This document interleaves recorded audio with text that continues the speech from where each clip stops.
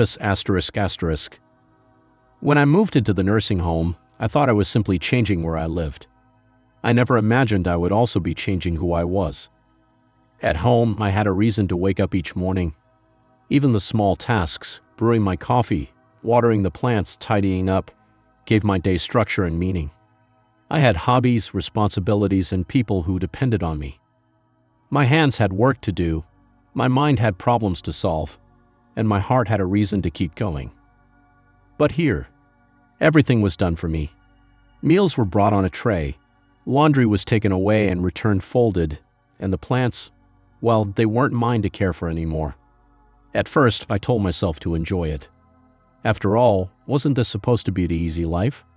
No more chores, no more responsibilities, just time to relax. But as the days passed, I began to feel something creeping in, an emptiness that no amount of rest could cure. Mornings lost their purpose. There was no longer a reason to rise early, no task waiting to be completed. I would sit in my chair, staring out the window, wondering what to do with the long stretch of hours ahead of me. And I wasn't alone.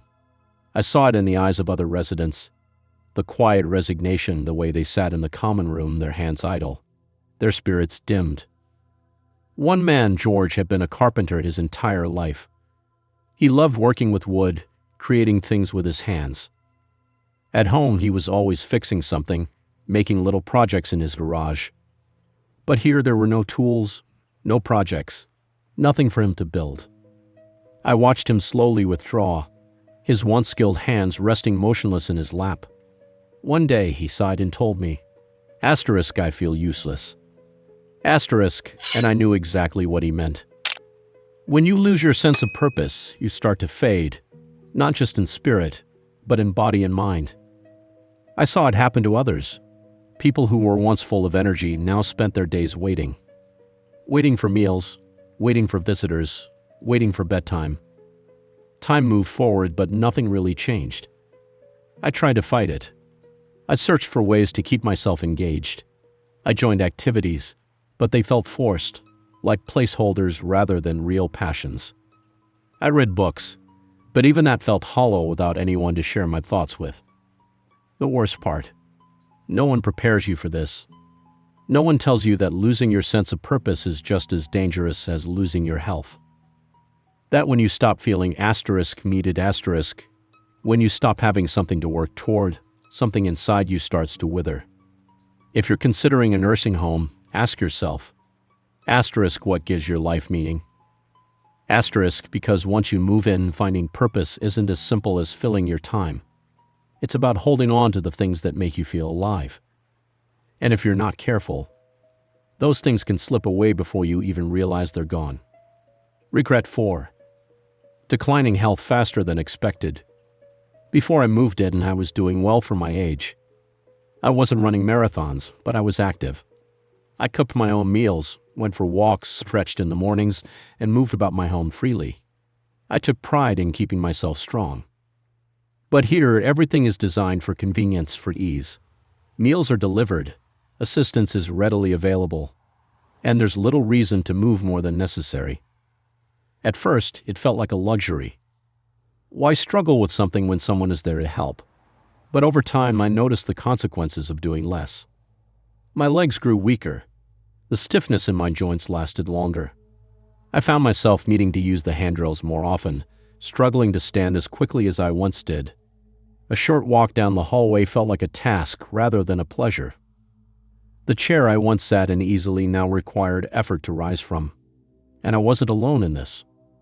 I watched others decline faster than I ever thought possible. People who arrived walking confidently with canes were soon using walkers. Those who once pushed walkers found themselves in wheelchairs. The decline was slow at first, almost unnoticeable, but once it started, it was hard to stop. It was as if the body adapted to doing less by becoming incapable of doing more. I remember Alice, a woman who moved in around the same time I did.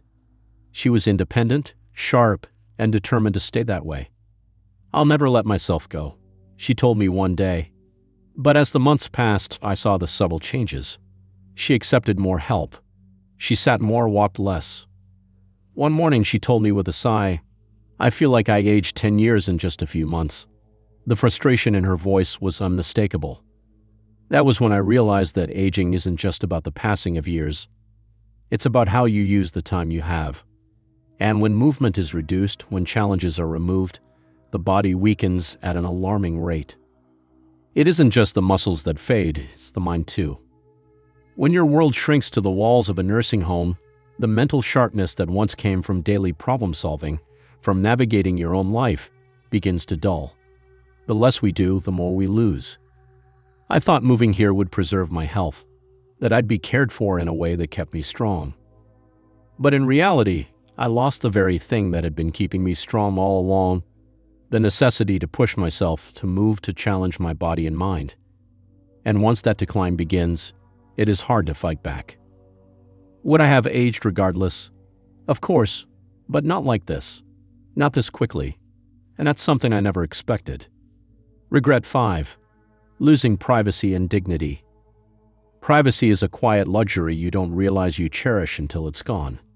At home, I could shut my door, sit in silence, and have control over my space. Here, my room is checked on, my schedule is managed, and even personal moments, bathing, dressing, sometimes require assistance. I struggled with this loss. I wasn't ready to ask permission to shower, to wait for help to use the restroom, to have someone else decide when I should sleep. I know the staff means well, but dignity is fragile. Once taken, it's hard to reclaim. Regret 6. Realizing it's harder to leave than you think. When I arrived, I told myself it was temporary. If I didn't like it, I could leave. But leaving isn't as easy as walking out the door. My home sat empty. Then my children started making changes, selling things, discussing renting it out.